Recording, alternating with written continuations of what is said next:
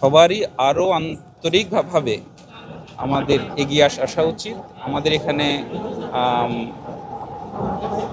গণমাধ্যম সহ সকল পর্যায়ে এখন যে অবস্থা আমরা দেখছি, যেখানে লেভেল প্লেয়িং ফিল্ড থাকবে কি না, এইটা একটা কনসার্ন আমাদের। আমরা আশা করছি যে ইলেকশন যত সামনে আসবে, আমরা এই বিষয়গুলোতে সরকার, প্রশাসন এবং গণমাধ্যম সহ সকল পক্ষ একটা সুষ্ঠু অবাধ ইলেকশনের জন্য যা যা করণীয় এটা করতে আমরা সবাই মিলে আমরা যে করব, চেষ্টা করব।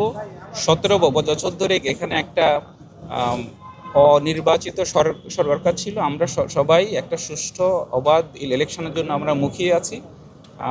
ইউরোপীয় ইউনিয়ন খুবই উৎসাহের সঙ্গে, ওনারা আগ্রহের সঙ্গে চান যে এখানে একটা সুন্দরভাবে গণতান্ত্রিক ট্রানজিশন হয়, এবং এই বিষয়গুলো নিয়ে আমরা আমাদের থেকে সর্বত প্রকার সহায়তার আশ্বাস চেয়েছেন ওনারা, আমরা দিয়েছি।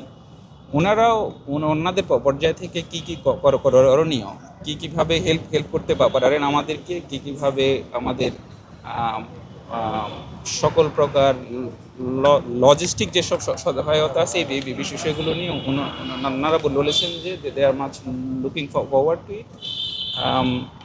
আমাদের জোট নিয়েও ওনারা জানতে চেয়েছেন। আমরা বলেছি যে আমরা এখানে বেসিক্যালি বিচার, সংস্কার এবং আমাদের এখানে যে নিরাপত্তাহীনতা একটা পরিস্থিতি তৈরি হয়েছে হাদির অ্যাসাসিনেশনের পরে, এইসব বিষয় মিলে আমাদের এটা একটা কৌশলগত জোট। এটা এই বিষয়ে ওনাদের কিছু অবজারভেশন ধরেছেন। আমাদের ইলেকশনে নারী প্রতিনিধিত্ব কিংবা সংখ্যালঘু প্রতিনিধিত্ব, এইসব বিষয়ে আমাদের একটা আলোচনা হয়েছে।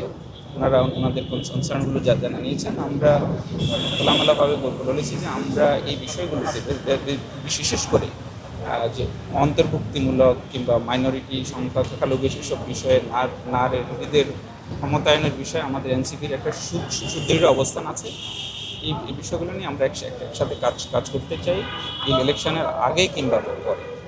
এই এতটুকু আমাদের আলোচনা হয়েছে। আর আপনাদের কোনো প্রশ্ন থাকলে আমাদের এখানে আহ্বায়ক